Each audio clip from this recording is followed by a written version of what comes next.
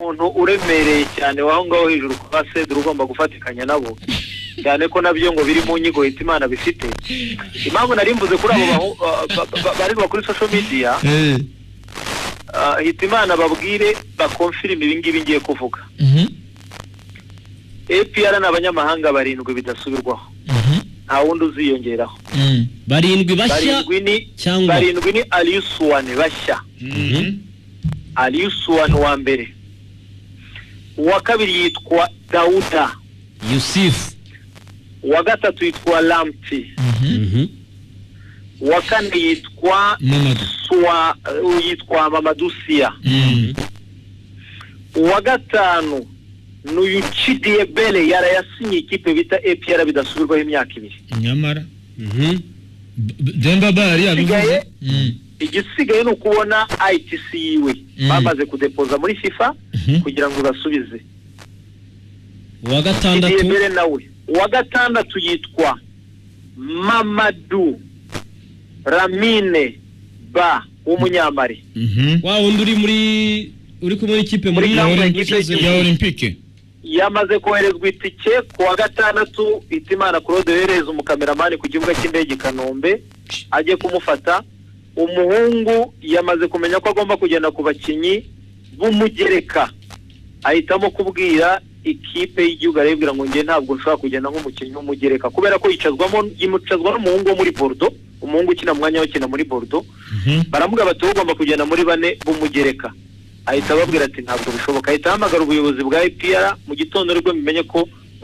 bakatishije itike ejo bayimwoherereje kuwa gatandatu Ramine Ba araba ari Nyarugenge umukinyi wa APR ukina ku 10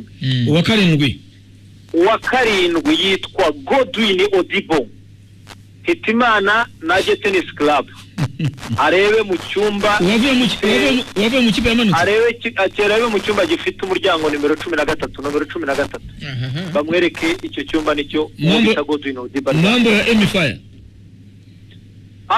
ntabwo Emifire ngira ngo no Emifire sinzi ko ari Godwin numva nta link irimo ahubwo uyu nguyu uciye kuko noneho nabonye ko Chidiebele witwa Chidiebele Nebodo Johnson Chidiebele afite manager wiwe ari hano nawe ari kuri hotel ariko ukorana na Emifire byanga bikunda uwo manager akorana na Emifire nawe arahari kuko Demba Ba umuntu wa hafi wa Emifire je nkibona bishyize ku mbuga nkoranyambaga navuze ntibyanga bikunda nibyo ariko cyantunguye burya ngo afite imyaka 20 uyu muhungu ku byangombwa afite imyaka 20 yego Chidiebele Chidiebele ejo ko nabonye ubwo bivuze ko ari uwo mu 2004 yego Demba Ba unyandika imyaka 20 ndikanga umva ari muto da yego ku byangombwa niyo myaka ariko iyo umurebye ubona umusore w'intarumikwa pe umuntu ko nabonye ameze nk'ukuze anta 20 oya ntabwo akuze wenda amaso ashobora kuba dushuka ariko 20 nshaka ko mafoto abeshya afite n'umubiri w'abantu n'umubiri w'abantu usa nk'ukuze kubera ko ariko gukora mvuga si imyaka myinshi urabona ko n'umuntu w'umutse oya za Nigeria zo bitewe n'ibiryo barya bakiri bato ibiryo bibakomeza ushobora no kumwibeshyaho wenda ku myaka none se cyane nge n'ikintu cy'imyaka nta nubwo ntikitindaho cyane wa imyaka sinango imyaka bari icyo tureba mu gihe cyose atanga umusaruro sibyo ngo barafinda afite umwanya wo kubanzamo Chidiebele ubwo bagiye kurwanira oya barafinda zarwanira umwanya na Godwin Odibo no kwa muzungu niho ari Imana aje kumureba ari muri 13 Odibo baganire basangire ari ahantu rahazi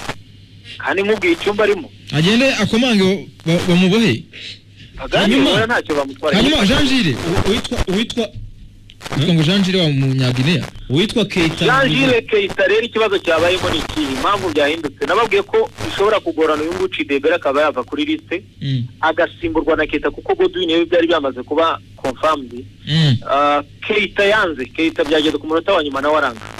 kandi yari yaje ababwira ko atagaruka ababwira ko atapfa kugaruka ababwira ko ataza mu Rwanda ngo kubera ko ntiyavibura ingoze gukina mu Rwanda APR bimenye mu kanya rwose ivuga tonike nta kibazo ntacyo bitwareka turekane nawe ariko nawe bari baganire yabemerera ariko abakinnyi babizi muri transfer bahinduka nk'igicu offer ukwije niko ahinduka ukwije niko ahinduka. So bivuze ngo abo barindwi nta wundi munyamahanga uziyongeraho. Amakuru nkura indani hano rwose kuri tele.